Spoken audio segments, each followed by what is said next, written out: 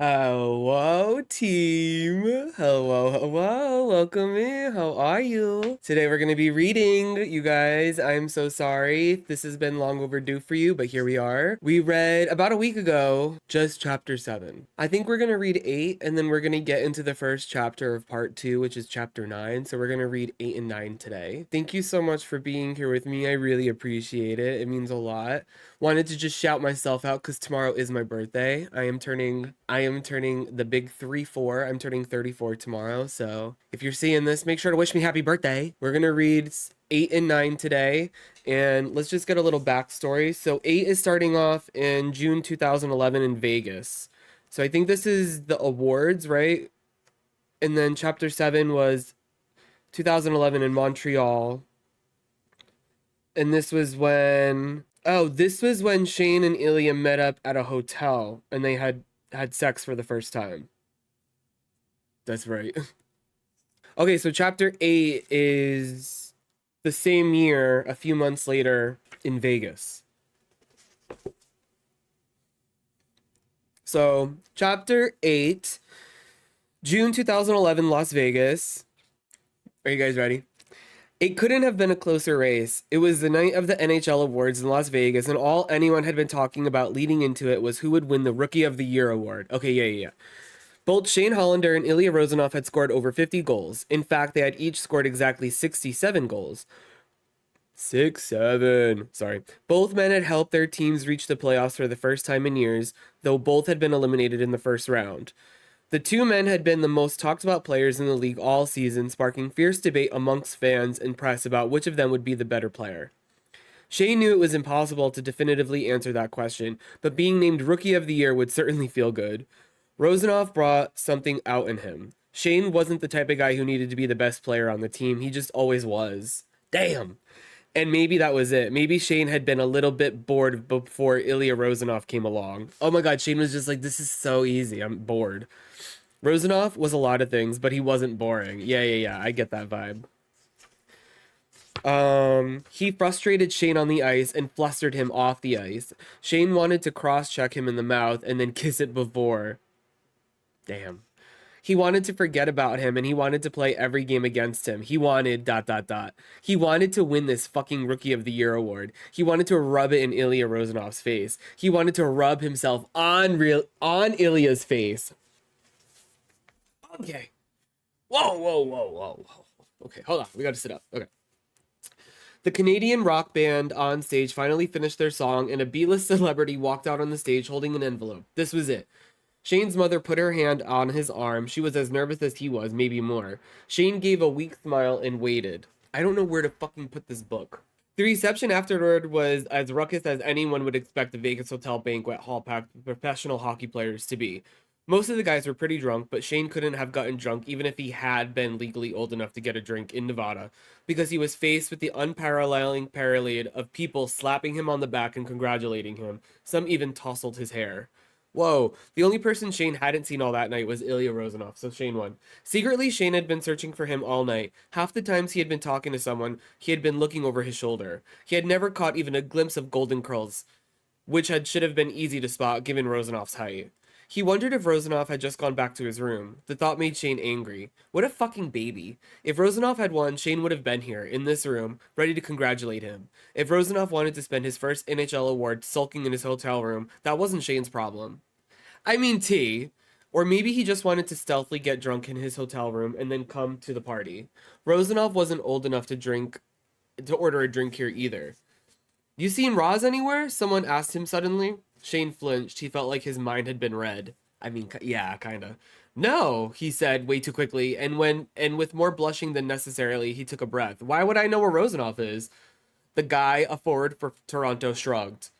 Thought you might be at the kiddie table together or something. No, Shane said. I haven't seen him at all. Okay, well, congratulations, kid. He squeezed Shane's shoulder and walked past him. It was hot in the room, too many people. Quite a few of the guys had removed their jackets and ties. It was getting harder to tolerate the atmosphere of this place without the help of alcohol.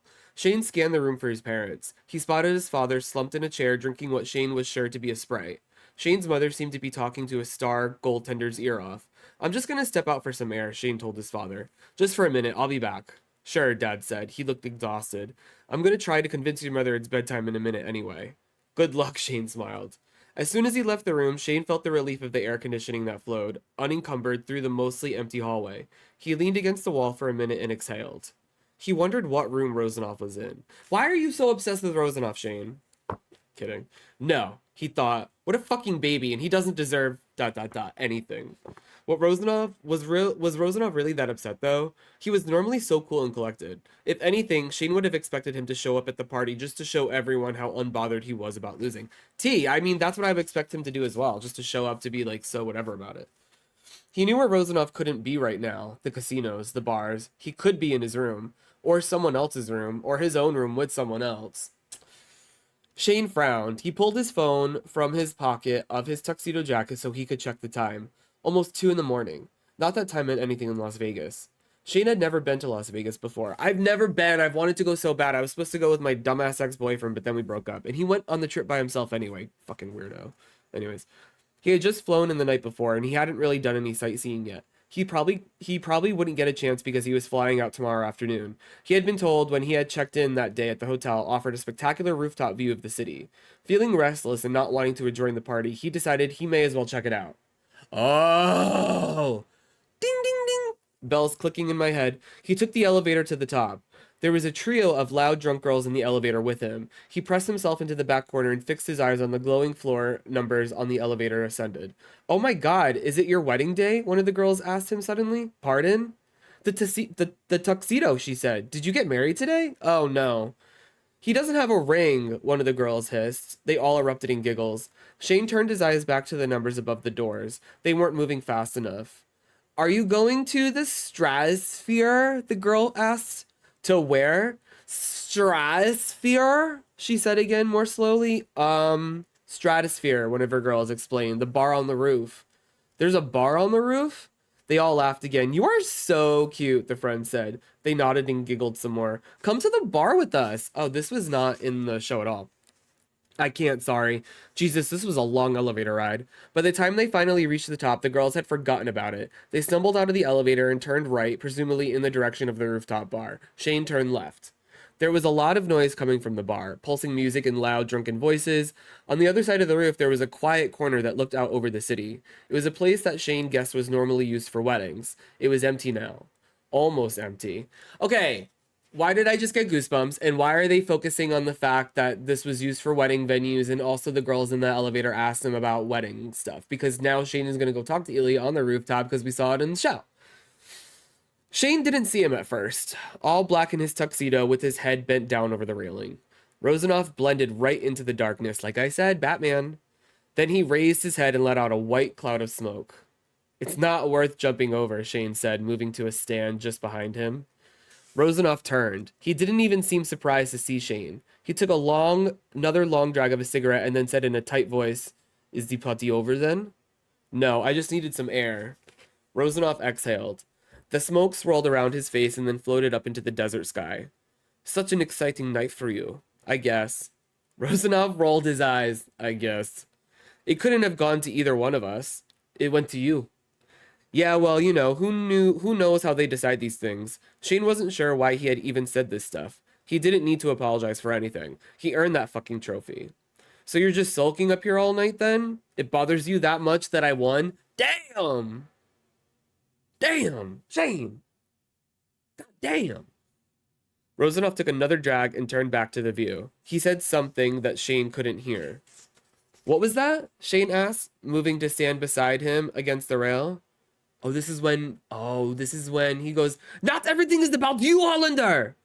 He didn't look at Shane at all when he said it. His voice hadn't been angry. He just sounded tired and sad. But he yells at him in the show. Shane studied his profile. His own anger left him, and he found himself caring about Ilya Rosenoff, which was an odd sensation. So what is it then? Rosenoff dropped the butt of his cigarette on the ground and stamped it out. He laughed a little without any humor at all. What do you want, Hollander? I have goosebumps again right now. Nothing. I just wanted some air to see the view. Well, Rosenoff said, sweeping a hand through the air like in front of him. Here is the view! Shane's eyes turned toward the blanket of city lights that sprawled beneath them, but they quickly found their way back to Rosenoff's face. He saw the clench of Rosenoff's jaw and the hardness in his eyes. I go back to Russia in 3 days. Oh. They were both silent for a long time. Shane wasn't sure if Rosanov had more to tell him or not. He decided not to push. It wasn't like they were friends. I literally have like goosebumps. Why do I have full body goosebumps? I should get back, Shane said, after several minutes gazing down at the city. My parents might still be at the party. Your parents, Rosanov said. Right. I guess I'll see you next season. Shane stuck out his hand. Rosanov looked at it and then turned his head left and right, looking all around. Oh my god, I literally have face goosebumps. A split second later, Shane found himself pushed back against the railing against a wall. Rosanov's mouth was pressed hard against his, and his hands gripped his arms roughly, fingers digging into his biceps, like me digging, like me holding this book. Shane felt panicked. This was super fucking dangerous and stupid and confusing and ... Shane kissed him back just as angrily.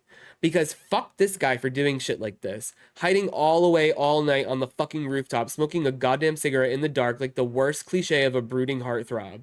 Making Shane feel bad for winning an award that he completely fucking deserved. And then, on a whim, pressing Shane against the wall and kissing him like he would die without Shane's mouth on his. Probably. Kissing him until Shane's senses were full of hard muscles pressing against him and the taste of cigarette and the slick heat of Rosanov's tongue in his mouth. What the fuck? Shane grabbed Rosanov's lapels, shoved him back. They couldn't do this here at all. Shane looked frantically around him. There was no one. But Jesus, there could have been. Rosanov leaned in to kiss Shane again, and Shane dodged him. No, he said. No way, not here. What is wrong with you? Rosanov gave him that crooked grin that just did absurd things to Shane's stomach. We can't, Shane said. He meant it, but in a hurt way. I have to go. You should go to bed, Rosanov. The smile disappeared. See you next season, Rosanov said. Then he turned and walked away towards the elevators. Shane waited a few minutes so they wouldn't have to ride down together. Next season would be different. He was going to end this stupid thing between them and focus on his game. Oh my god, that's it! Part 2! Whoa. Oh my god, I literally have goosebumps. I don't know if it's because I'm cold or if it's because of this, but I think it's because of this. Oh my god.